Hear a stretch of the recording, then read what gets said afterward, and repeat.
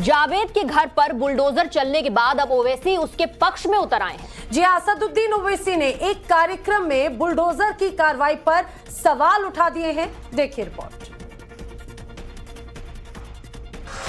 सबसे पहले फातिमा के ट्विटर अकाउंट की तस्वीर देखिए कैसे अपने ट्विटर अकाउंट के बायो की लोकेशन में लिंचिस्तान लिखा है। अपने घर पर बुलडोजर की कार्रवाई से आफरीन फातिमा इतना बौखला गई हैं कि अब हिंदुस्तान उसे लिंचिस्तान नजर आ रहा है। वहीं ओवैसी ने भी जावेद के घर पर कार्रवाई को अवैध बताया। पूरे घर को तोड़ दिया।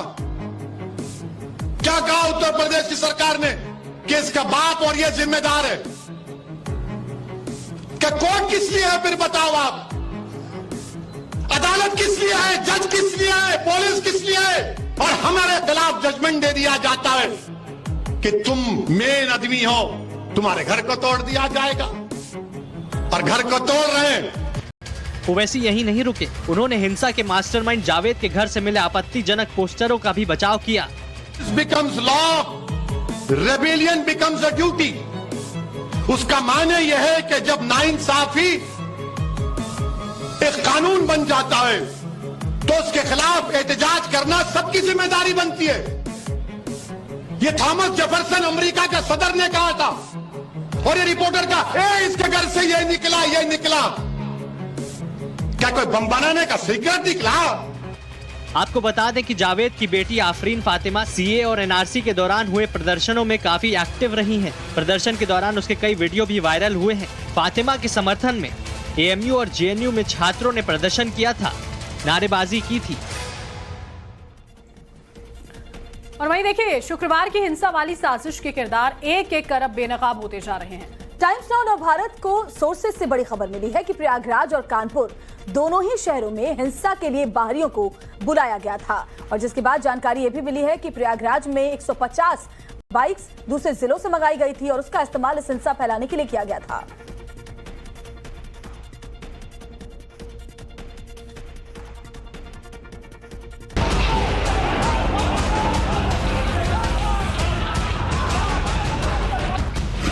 शुक्रवार की हिंसा, बड़ा खुलासा।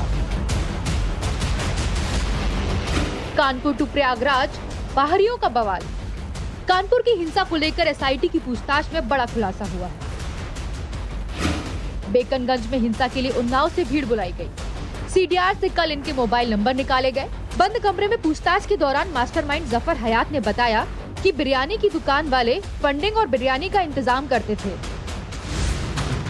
10 जून को प्रयागराज में जो बवाल हुआ, पुलिस प्रशासन पर गुरिल्ला वार हुआ, उसको लेकर भी रोज खुलासे हो रहे हैं। सूत्रों के हवाले से जो नए खुलासे हुए हैं, उसके मुताबिक हिंसा फैलाने के लिए 150 से ज्यादा गाड़ियों का इस्तेमाल किया गया, जिनमें ज्यादातर बाइक थी। जिन वाहनों का इस्तेमाल किया गया वो दूसरे जिलों की थी। इन गाड़ियों के नंबर के आधार पर पुलिस उनके मालिकों की तलाश कर रही है। साथ ही इन नंबरों के आधार पर एफआईआर दर्ज करने की भी तैयारी की जा रही है। पुलिस उन लोगों से भी एफआईआर कराने की अपील कर रही है जिनका हिंसा में घर और संपत्ति का नुकसान हुआ है। और चलिए अब आपको जानकारी रांची हिंसा को लेकर देते हैं। आरोपी गिरफ्तार कर लिया गया है। पुलिस ने हिंसा के आरोपियों को अब धीरे धीरे पकड़ना शुरू कर दिया। जी हाँ, शुक्रवार को जो हिंसा हुई उसमें ये आरोपी शामिल था और रांची हिंसा के एक आरोपी को और गिरफ्तार किया गया है। हिंसा के आरोपियों की धरपकड़ लगातार की जा रही है। पुलिस आज उन्हें कोर्ट में भी पेश करने वाली है। जिस तरह से हिंसा भड़की पिछले जुमे की नमाज के बाद में रांची में जिस हिंसा की जिक्र बार बार होती रही, बार बार वो तस्वीरें सामने आती रही, वो सबूत सामने आते रहे, वीडियो सामने आते रहे, पुलिस पर जो पथराव किया गया, अब उसके गुनहगार एक एक करके सामने आ रहे हैं पुलिस पकड़ में। अब एक और आरोपी पुलिस गिरफ्त में आया। देखिए पत्थर चला रहा है। देखिए आप इधर आइए। और बड़ी खबर इसी बीच कांग्रेस विधायक फुरकान अंसारी का एक विवादित बयान सामने आया है। हिंसा में मारे गए को शहीद का दर्जा दिया जाना चाहिए, ये कहना है उनका। और साथ ही साथ उन्होंने कहा कि 50 लाख का मुआवजा भी सरकार की ओर से दिया जाए। पुलिस वालों के भी पोस्टर्स लगने चाहिए। वो पुलिस वाले जो रोकने की कोशिश कर रहे थे, बवाल को कम करने की कोशिश कर रहे थे, उनके पोस्टर्स लगने चाहिए। दरअसल रांची में जो हिंसा हुई उसमें 3 लोगों की मौत हो गई थी और वहीं झारखंड के लिए ही ये मांग की गई है। कांग्रेस विधायक फुरकान अंसारी ने कहा कि सीएम सोरेन ने जो कुछ कहा वो सही कहा, तो हिंसा में जो मारे गए उन्हें शहीद का दर्जा मिले, साथ ही उन्हें मुआवजा भी देना चाहिए। तो मुआवजे की मांग की जा रही है, साथ ही कहा जा रहा है कि शहीद का दर्जा दिया जाए। कांग्रेस विधायक भी अब वही बोल रहे हैं, हिंसा में मारे गए लोगों को शहीद का दर्जा मिले, ये उनकी मांग है। हिमांशु दीक्षित हमारे साथ जुड़ रहे हैं। हिमांशु, एक के बाद एक विवादित बयान, पहले हमने झारखंड की मुख्यमंत्री को सुना, कहा आवेश में गुस्से में हो जाता है। अब फुरकान अंसारी कह रहे हैं कि न सिर्फ मुआवजा दीजिए बल्कि शहीद का दर्जा भी।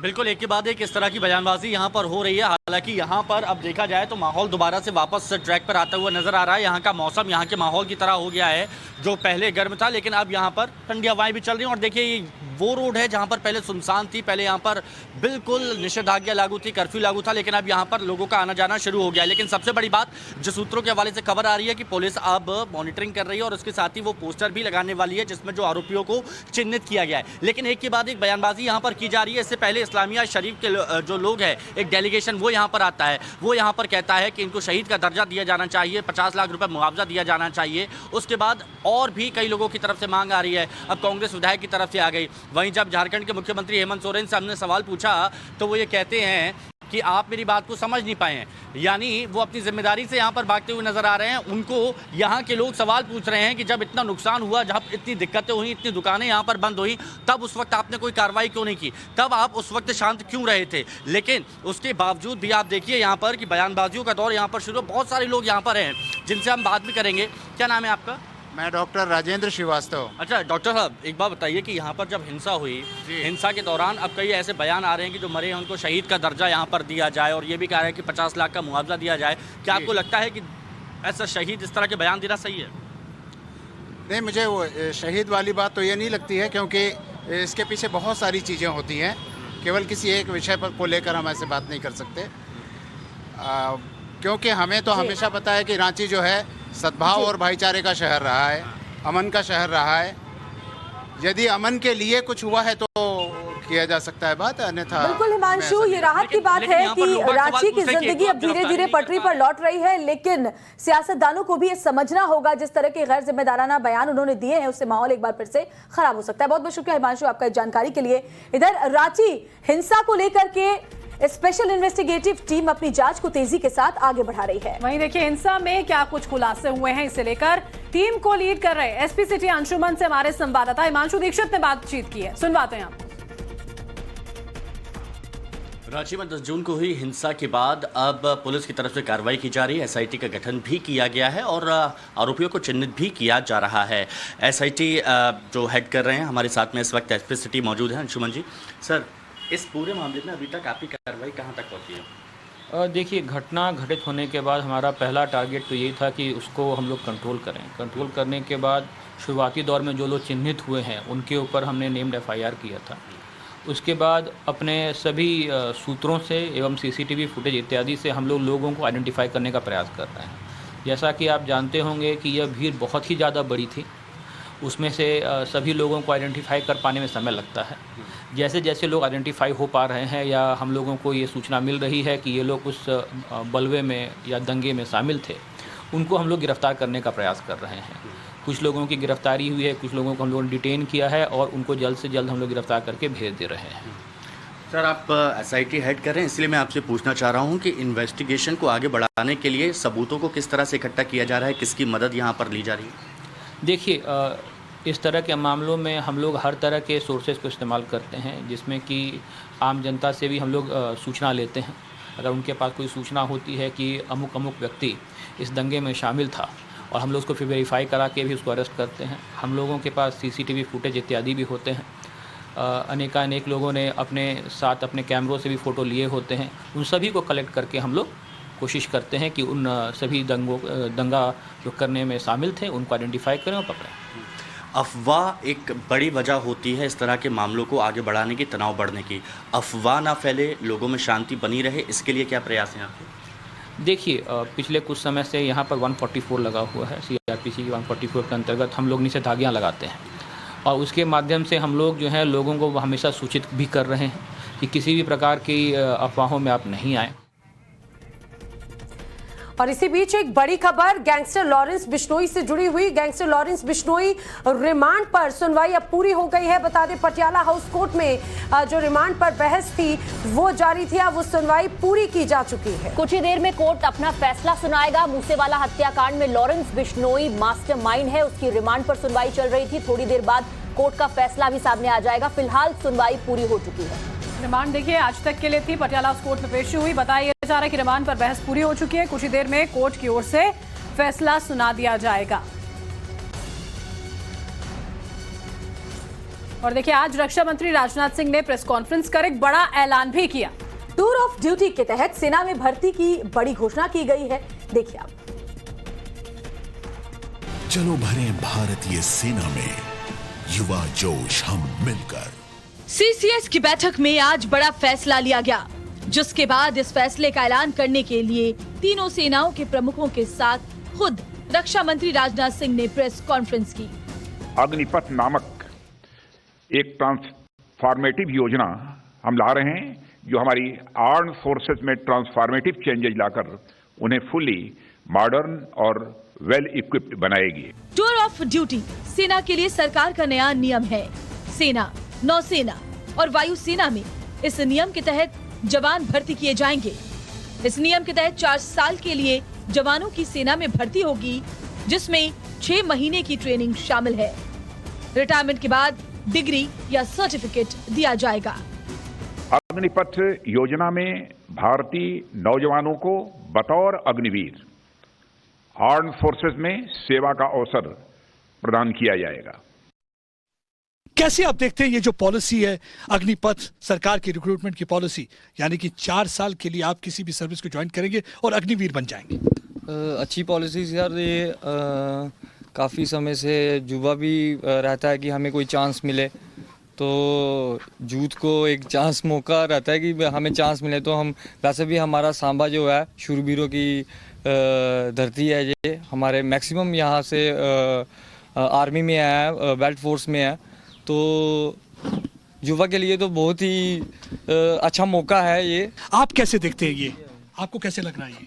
काफ़ी अच्छा लग रहा है सर। जैसे इंडियन आर्मी ने ये काफ़ी अच्छा स्टेप लिया हुआ है कि जैसे अभी हमारे जो लड़के हैं, ये हर कोई ना कोई लड़का हमारा, कोई ना बेल्ट फोर्स में, एयर फोर्स में, नेवी में। कि अग्निवीर बन के आप देश की रक्षा सुरक्षा ज़्यादा अच्छी तरह कर सकेंगे? बिल्कुल सर, सभी लड़कों को मौका मिलेगा रक्षा करने का। जिन लड़कों को जॉब नहीं मिलती वो ऐसे बेचारे रह जाते हैं, और इसके साथ क्या होगा कि हर एक लड़के को मौका मिलेगा और हर एक लड़का चाहेगा कि मैं देश की सेवा करूँगा। और इस बड़ी खबर पर, इस बड़े अनाउंसमेंट पर राजनीतिक वाद विवाद भी शुरू हो गया है। अग्निवीरों पर कांग्रेस नेता का विवादित बयान सामने आया है। युवाओं के भविष्य को लेकर के संशय उन्होंने जताया है, कहा है कि इससे भविष्य के साथ खिलवाड़ होगा। अश्विनी हांडा का यह बयान।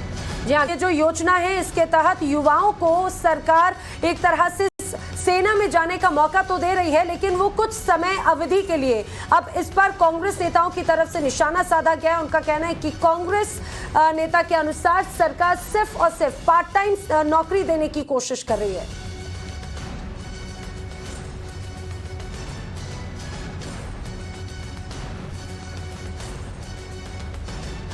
प्रधानमंत्री जी, क्या यही अच्छे दिन है कि आप युवाओं को फुल टाइम जॉब तो दे नहीं पाए, अब पार्ट टाइम जॉब देने जा रहे हैं? और एक तरफ तो आप इनकी सरहदों पर भेजकर इनकी जान जोखिम में डाल रहे हैं, दूसरी तरफ 4 साल पूरे हो जाने पर ये लोग फिर अपनी जॉब के लिए, बेरोजगारी के लिए, रोजगार ढूंढने फिर से कतारों में खड़े होंगे, दफ्तरों के बाहर खड़े होंगे। क्या यही नया आपका भारत है? वैसे सरकार के इस फैसले से न सिर्फ देश के युवाओं को रोजगार मिलेगा, बल्कि तीनों सेनाओं को भी मजबूती मिलेगी। रक्षा मंत्री राजनाथ सिंह ने आज एक और बड़ा ऐलान भी किया है। उन्होंने कहा कि देश को नया सीडीएस जल्द मिलने वाला है। सीडीएस की नियुक्ति बहुत जल्दी होगी, सारी चीजें अंडर प्रोसेस हैं। सीडीएस की नियुक्ति बहुत जल्दी होगी, सारी चीजें अंडर प्रोसेस हैं। अब समझिए तीनों सेनाओं में कितने पद खाली पड़े हैं और सरकार के इस ऐतिहासिक फैसले से अब क्या होगा। थल सेना में मौजूदा समय में 11,35,799 पद भरे हुए हैं। 97,177 अन्य रैंक और जेसीओ के स्थान खाली हैं। नौसेना की अगर बात करें तो कुल 63,515 नाविक हैं, 11,166 नाविकों की अब भी जरूरत है। वायुसेना के स्ट्रेंथ पर नजर डालें तो अभी वायुसेना में 1,38,792 एयरमैन है, 4,850 एयरमैन के पद रिक्त हैं। अग्निपथ योजना के अंतर्गत यह प्रयास किया जा रहा है कि इंडियन आर्म्ड फोर्सेस का प्रोफाइल पूरी तरह से यूथफुल हो। आपको बता दें कि इस भर्ती की जानकारी तीनों सेना प्रमुखों ने 2 हफ्ते पहले पीएम को दे दी थी। इस प्रक्रिया के तहत जिन जवानों को चुना जाएगा उन्हें अग्निवीर कहा जाएगा। आज प्रधानमंत्री नरेंद्र मोदी संत तुकाराम शिला मंदिर के लोकार्पण के लिए पहुंचे। पुणे वो पहुंचे थे और इस दौरान उन्होंने संत तुकाराम मंदिर में संत तुकाराम महाराज के दर्शन भी किए। ये 4 तस्वीरें देखिए। प्रधानमंत्री नरेंद्र मोदी ने संत तुकाराम शिला मंदिर का लोकार्पण भी किया। मंदिर में ढोल नगाड़े और गाजे बाजे के साथ प्रधानमंत्री का स्वागत किया गया।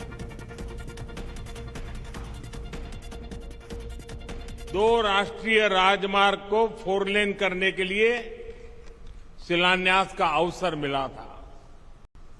श्री संत ज्ञानेश्वर महाराज पालकी मार्ग का निर्माण 5 चरणों में होगा और संत तुकाराम महाराज पालकी मार्ग का निर्माण 3 चरणों में पूरा किया जाएगा। इन सभी चरणों में 350 किलोमीटर से ज्यादा लंबाई के हाईवे बनेंगे और इस पर 11,000 करोड़ रुपए से भी अधिक का खर्च किया जाएगा। इन प्रयासों से क्षेत्र के विकास को भी गति मिलेगी। आज सौभाग्य से पवित्र शिला मंदिर के लोकार्पण के लिए मुझे देहू में आने का सौभाग्य मिला है। जिस शिला पर स्वयं संत तुकाराम जी ने 13 दिनों तक तपस्या की हो, जो शिला संत तुकाराम जी के बोध और वैराग्य की साक्षी बनी हो, मैं मानता हूं कि वो सिर्फ शिला नहीं, वो तो भक्ति और ज्ञान की आधारशिला स्वरूप है। तो तुकाराम जी कहते थे, ऊंच नीच काही नेणे भगवंत, अर्थात समाज में ऊंच नीच का भेदभाव, मानव मानव के बीच फर्क करना, ये बहुत बड़ा पाप है। उनका ये उपदेश जितना जरूरी भगवत भक्ति के लिए है, उतना ही महत्वपूर्ण राष्ट्र भक्ति के लिए भी है, समाज भक्ति के लिए भी है। प्रधानमंत्री नरेंद्र मोदी पुणे पहुंचे तो उनसे मिलने के लिए एक छोटा सा बच्चा भी वहां पहुंचा। इस बच्चे ने पीएम मोदी के पहुंचने से पहले क्या कुछ कहा था, सुनिए।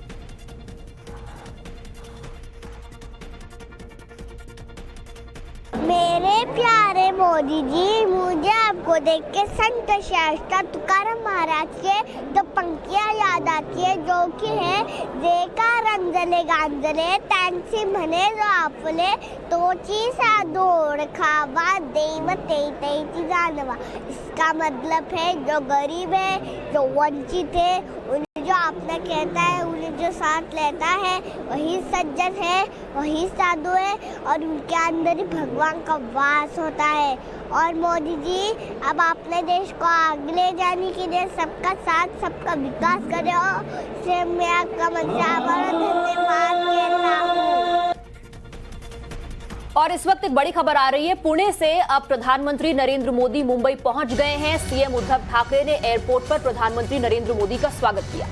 जी हां, कई कार्यक्रमों में प्रधानमंत्री नरेंद्र मोदी के शामिल होने की जानकारी है और मुख्यमंत्री उद्धव ठाकरे के साथ में कई कार्यक्रमों में पीएम मोदी शिरकत करेंगे। इसके पहले संत तुकाराम मंदिर में जाकर उन्होंने आशीर्वाद दिया। वो तस्वीरें भी हमने अपने दर्शकों को दिखाई। अब पुणे से रवाना होकर पीएम मोदी पहुंच चुके हैं मुंबई, जहां पर कई कार्यक्रमों में वो हिस्सा लेंगे। ये तस्वीरें जब सामने आएंगी वो अपने आप में बहुत रोचक भी होंगी, क्योंकि मुख्यमंत्री उद्धव ठाकरे पीएम का स्वागत करने के लिए पहुंचे हैं। भले ही कई बार कई अलग अलग विषयों पर तकरार या मतभेद नजर आते हो, लेकिन आज आखिर क्या तस्वीरें नजर आती हैं वो देखने वाली बात है। श्वेता, बिल्कुल सियासी रसाकसी दोनों पार्टियों के बीच लगातार रही। ऐसे में काफी वक्त बाद ये मौका आ रहा है जब दोनों एक साथ एक जगह पर मौजूद होने वाले हैं। उद्धव ठाकरे उन्हें जब रिसीव करने के लिए पहुंचे, वो तस्वीर हम आपको दिखा रहे हैं। ये देखिए, जब प्रधानमंत्री पहुंचे मुंबई तो मुख्यमंत्री उद्धव ठाकरे वहां पर मौजूद थे उनका स्वागत करने के लिए। ये तस्वीर देखिए, जब उनका स्वागत करने के लिए वो पहुंचे हैं। ये तस्वीर उस वक्त की जब मुंबई पहुंचा प्रधानमंत्री नरेंद्र मोदी का विमान और उन्हें रिसीव करने के लिए उद्धव ठाकरे वहां पर मौजूद थे। महाराष्ट्र की राजनीति में कभी दोनों सहयोगी हुआ करते थे, एक साथ मिलकर सत्ता चलाया करते थे, लेकिन उसके बाद वो गठजोड़ टूट गया। सामना के जरिए शिवसेना लगातार केंद्र की अलग अलग नीतियों पर, प्रधानमंत्री पर, उनके नेतृत्व पर सवाल खड़े करती रहती है। महाराष्ट्र के राज्यपाल भी मौके पर मौजूद हैं।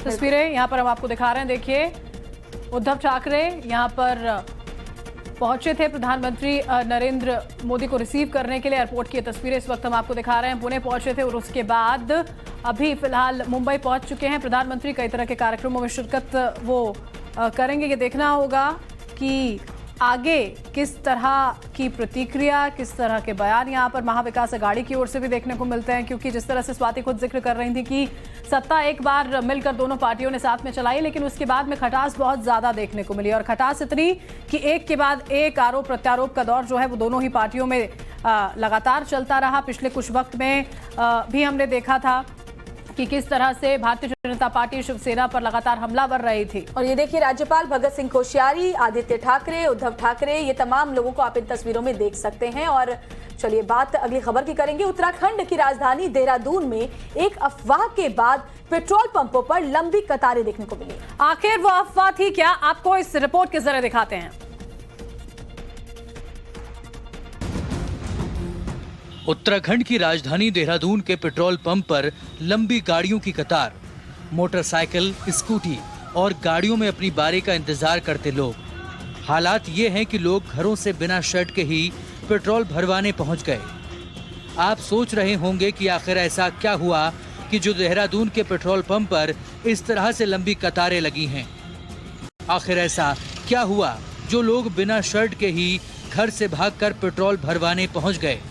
तो इसका जवाब भी जान लीजिए। देहरादून में अफवाह फैली कि आने वाले दिनों में पेट्रोल डीजल की भारी किल्लत हो सकती है और इसी अफवाह के चलते लोग अपने घरों से पेट्रोल पंप की लाइन में लग गए।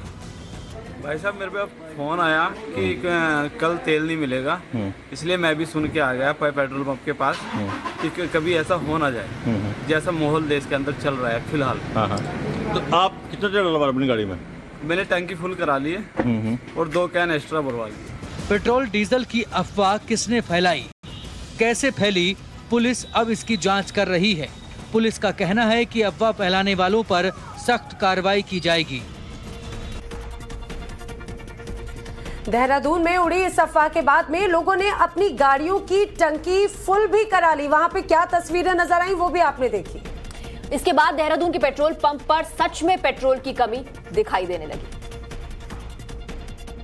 देहरादून के पेट्रोल पंप पर, राजधानी का पेट्रोल पंप है, भारत पेट्रोलियम पंप है, यहाँ पे भी जो लोग आ रहे हैं उन्हें सीधे रूप से मना कर दिया गया है, पेट्रोल नहीं है ये। लेकिन क्यों नहीं है इसके बारे में कुछ नहीं पता है। मैं आपसे जानना चाहूँगा, आप पेट्रोल भरवाने आए, क्या आपको सुनने में मिला? ये हमें सुनने में मिल रहा है कि स्टॉक की शॉर्टेज चल रही है पीछे से, और 2-3 दिन पहले से हम सोचा रूमर होगा, लोग कह रहे थे कि पेट्रोल की शॉर्टेज है पीछे से, पर आज तो हम देख रहे हैं कि पीछे भी पेट्रोल पंप पे लाइन लगी हुई है। लाइन लग के जा रहे हैं तो या तो लाइन बहुत है या पेट्रोल पंप पे दूर से मना कर दे रहे हैं कि पेट्रोल नहीं है। ये कैसे आपको पता चला कि पेट्रोल पूरे शहर में नहीं है? आप पूरे शहर में घूमा? 5-6 पेट्रोल पंप से होकर आ रहा हूँ अभी, तो वहाँ पे नो स्टॉक, और जहाँ पे है तो लंबी लाइनें लगी हुई हैं। और पता नहीं जिस पे लाइनें लगी हुई हैं वो भी कितनी देर तक दे पाएंगे तेल। मुझे नहीं लगता किस वजह से पीछे से हो रहा है, ये कह नहीं सकते। तो आपने सुना कि पेट्रोल की भारी कमी के चलते लोगों का बदस्तूर चक्कर काटने का सिलसिला जारी है। का फायर में अब बात इस समय की बड़ी खबर की। रांची में जो हिंसा हुई, रांची में जिन्होंने हिंसा को भड़काया, उन आरोपियों के पोस्टर्स रांची पुलिस ने जारी किए हैं। आरोपियों के जो पोस्टर्स हैं वो एक एक तस्वीर उसमें स्पष्ट हो जाती है। टीवी स्क्रीन पर आप देख रहे हैं, ये वो आरोपी हैं जो कि कैमरे में कैद हुए हिंसा भड़काते हुए। तो कुल 33 आरोपियों के 2 पोस्टर जारी हुए हैं और ये देखिए तस्वीरें भी हम लगातार दिखा रहे हैं।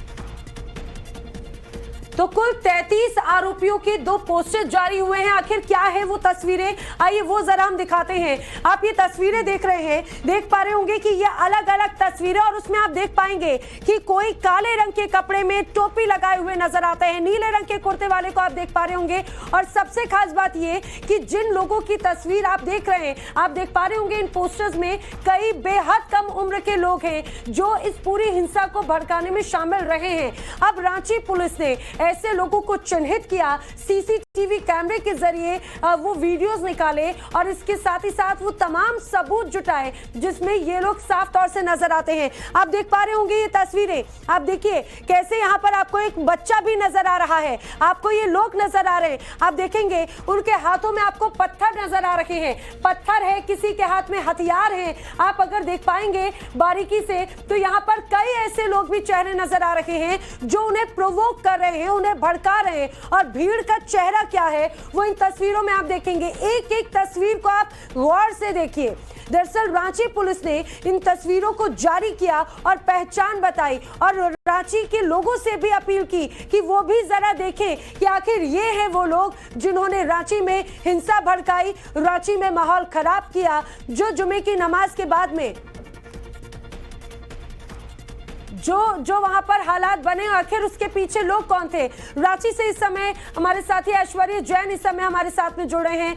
ऐश्वर्या जरा बताइए कि जिन लोगों की तस्वीरें साझा की हैं कितने लोग हैं, क्या पुलिस इन्हें चिन्हित कर पाई है, कैसे अब एक्शन लिया जा रहा है?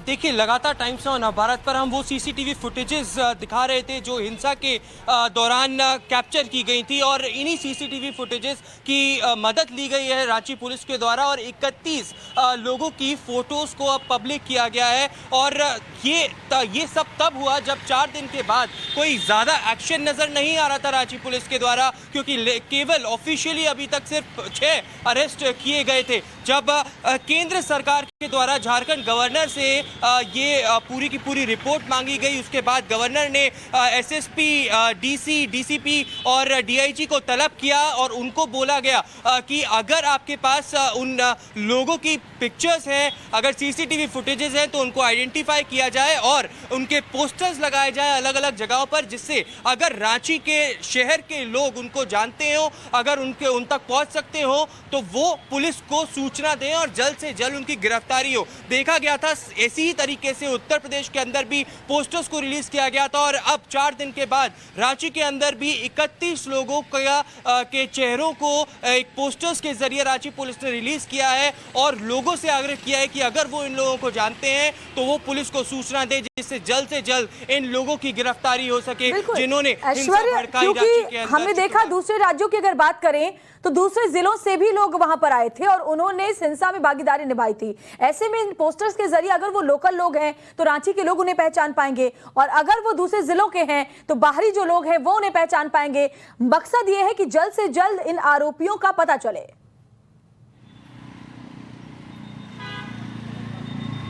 देखिए सूत्रों के मुताबिक जो जानकारी हमें प्राप्त हो रही है उसमें साफ तौर पर पुलिस ऑफिशियल्स ने जो हमें कहा है कि बाहर की बाइक्स भी उस एकरा मस्जिद के आसपास मिली हैं, मतलब कहीं ना कहीं बाहर के लोग भी उसमें शामिल हैं। हर तरीके से रांची पुलिस कोशिश कर रही है कि उन लोगों तक पहुंचा जाए, इनके आइडेंटिफिकेशन किया जाए, क्योंकि अभी भी उस पूरे इलाके को बहुत ही सेंसिटिव जोन डिक्लेयर किया गया है। जब भी पुलिस जाती है तो वहाँ पर कहीं ना कहीं हिंसा होने की संभावनाएं पैदा हो जाती है और इसीलिए धीरे धीरे रांची पुलिस ये कदम उठा रही है। लेकिन क्योंकि एक्शन नहीं हो रहा था और झारखंड गवर्नर द्वारा पुलिस को सख्त निर्देश दिए गए थे। बिल्कुल, अब ये देखना होगा, देखिए जब इनकी पहचान होती है, देखिए ऐश्वर्या, उसके बाद आगे की जांच, आगे की कार्रवाई, आगे के तार जब जुड़ते चले जाएंगे तो ये पता चलेगा कि वाकई में किसने ये पूरी की पूरी स्क्रिप्ट स्वाति यहाँ पर लिखी। बिल्कुल, यूपी सरकार की तर्ज पर भीड़ का चेहरा बेनकाब किया है रांची पुलिस ने और अब एक एक कर इनकी पहचान होने के बाद एक्शन लिया जाएगा।